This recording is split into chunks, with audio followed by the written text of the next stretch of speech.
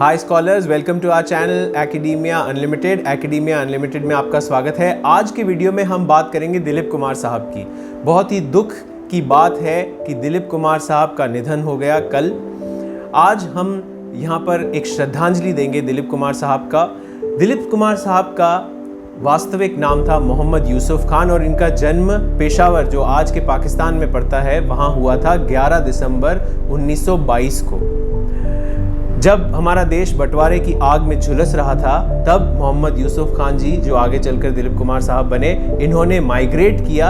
ये पेशावर से बम्बई आ गए। इन्होंने इंडिया को अपना मुल्क चुना और यहाँ पर बम्बई में इन्होंने फिल्मी जगत में अपना सितारा चमकाने का ट्राई किया और देखते ही देखते वे इंडिपेंडेंट इंडिया के सबसे दैदीप्यमान सितारे के रूप में स्थापित हो गए।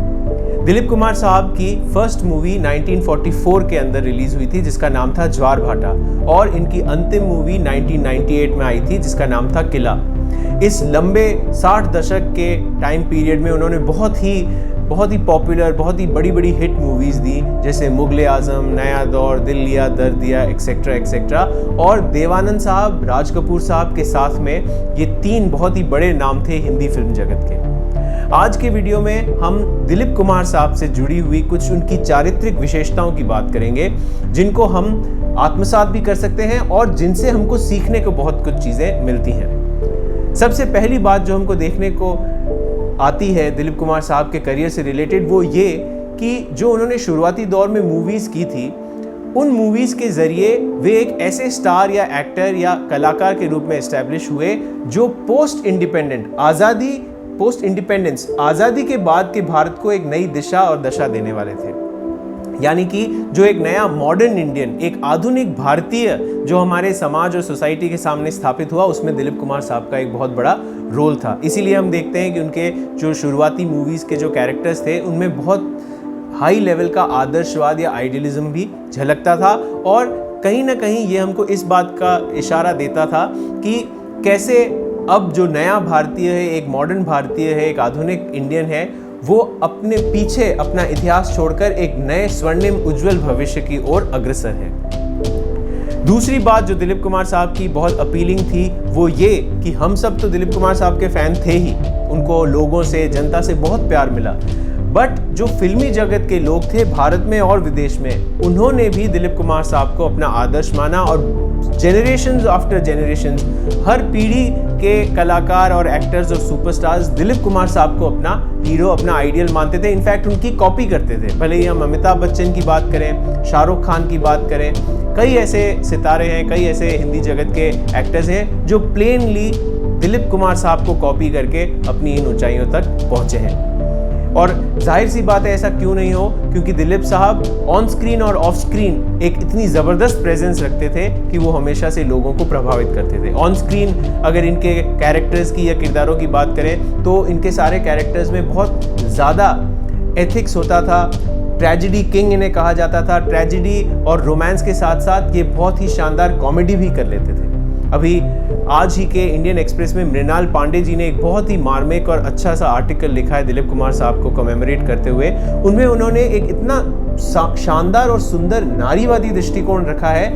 मृणाल पांडे कहती है कि दिलीप कुमार साहब का जो रोमांस का तरीका था, वो अपने आप में इतना एग्जॉल्टेड था, इतना उच्च आदर्शीय था कि उससे हमारे समाज को, हमारी सभ्यता को सीखने को बहुत कुछ मिलता है। जो एक बहुत ही ओवर्टली मैस्कुलिन, एक बहुत ही पावरफुल पौरुषवादी तरीका होता है रोमांस का, वैसा तरीका दिलीप कुमार साहब का नहीं था। वो बहुत ही नफासत, बारीकी, ज़हीनियत के साथ रोमांस करते थे। और मृणाल पांडे के ये शब्द हैं, वो लिखते हैं कि वो अपनी जो फीमेल अदाकाराएं होती थी और उनका जो रोमांस होता था, उसमें इस तरीके की बात सामने आती थी कि किस तरह एक आदमी औरत को वर्शिपिंग मोड में, एक पूजा या अर्चना करने वाले स्थल पर रखकर प्यार कर रहा है, प्रेम कर रहा है, रोमांस कर रहा है। और एक प्लेटोनिक, जो प्लेटो दार्शनिक हुआ था, एक प्लेटोनिक रोमांस हमको दिलीप साहब की मूवीज़ में देखने को मिलता था। ये बहुत ही मार्मिक और बहुत ही शानदार पॉइंट है जो मृणाल पांडे मैम ने दिलीप कुमार साहब के बारे में कहा।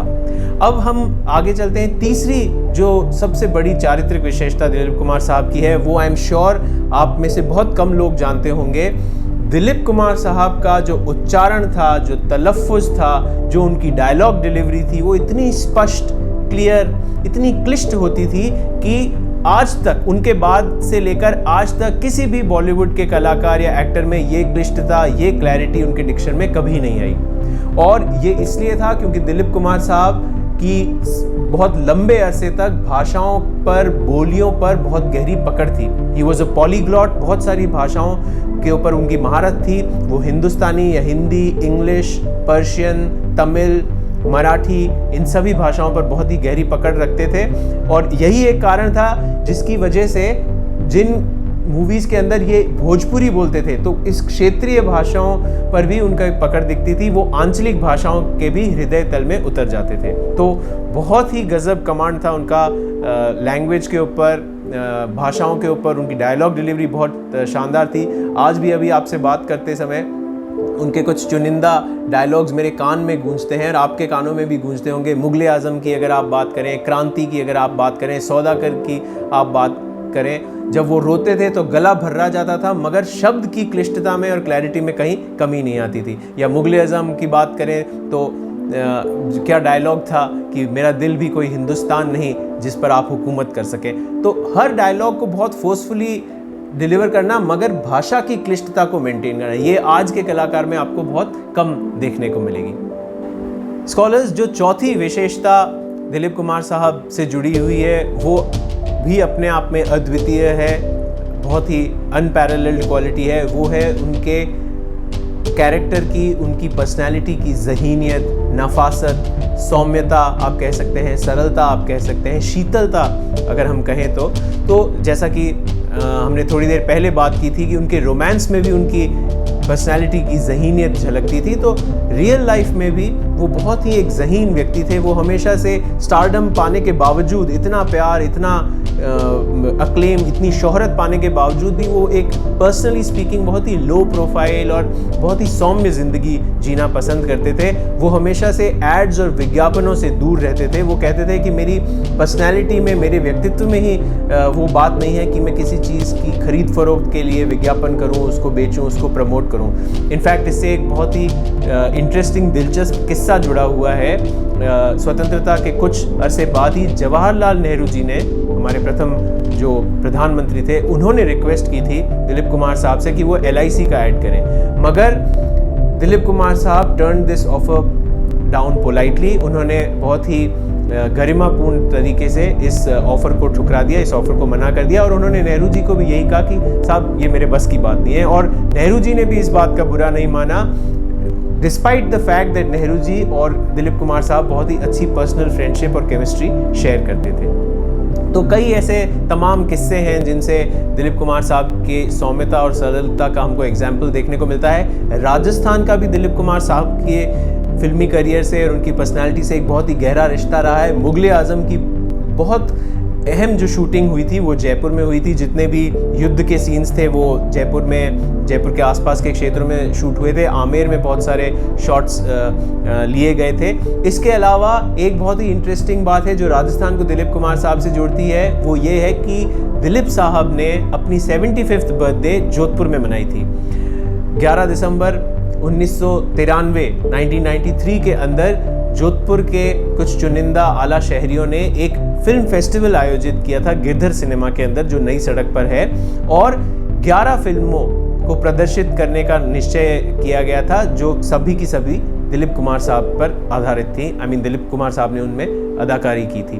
तो 75th बर्थडे दिलीप कुमार साहब और सायरा बानो जी ने जोधपुर में मनाया था। और इसी दौरान एक बड़ा ही दिलचस्प सा किस्सा है, जब आयोजकों ने दिलीप कुमार साहब को कहा कि साहब हम आपको कोई 5 स्टार या 7 स्टार होटल में ठहराने का प्रबंध कर रहे हैं, उसमें टाइम लगेगा, तो उन्होंने कहा भाई मुझे तो कोई 5 स्टार 7 स्टार कोई स्टार नहीं चाहिए, मुझे कोई साफ़ सुथरी जगह आप दिलवा दीजिए। और फिर इतना महान व्यक्ति, इतना शोहरत और अक्लेम लिए हुए व्यक्ति BSF गेस्ट हाउस में बड़ी खुशी से 3-4 दिन वो जोधपुर बिराजे। तो ये थे हमारे दिलीप कुमार साहब, जो अनफॉर्चुनेटली आज हमारे बीच में नहीं है, मगर इनकी यादें हमेशा हमारे साथ रहेंगी। जैसा कि मैं बार बार आपसे जिक्र कर रहा हूँ, उनकी पर्सनैलिटी अपने आप में एक लर्निंग एक्सपीरियंस है। He was in institution in himself, वो अपने आप में एक संस्थान थे। पॉलिटिक्स, राजनीति में भी दिलीप कुमार साहब ने बहुत शोहरत कमाई, ने बहुत नाम कमाया। 1981 के अंदर वो मुंबई के मेयर चुने गए और मेयर होने की हैसियत से उन्होंने बहुत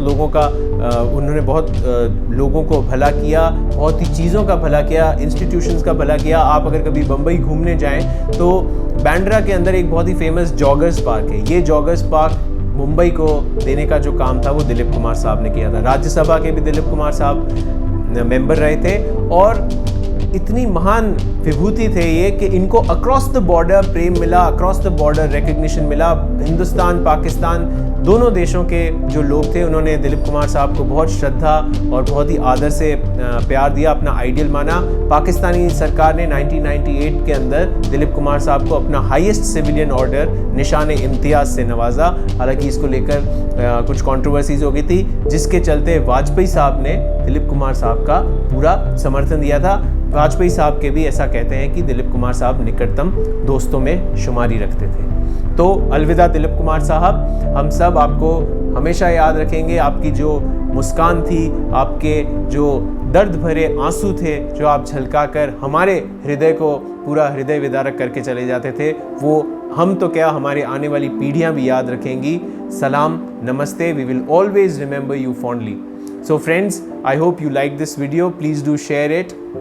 Also subscribe to our channel Academia Unlimited. Jai Hind, Namaskar.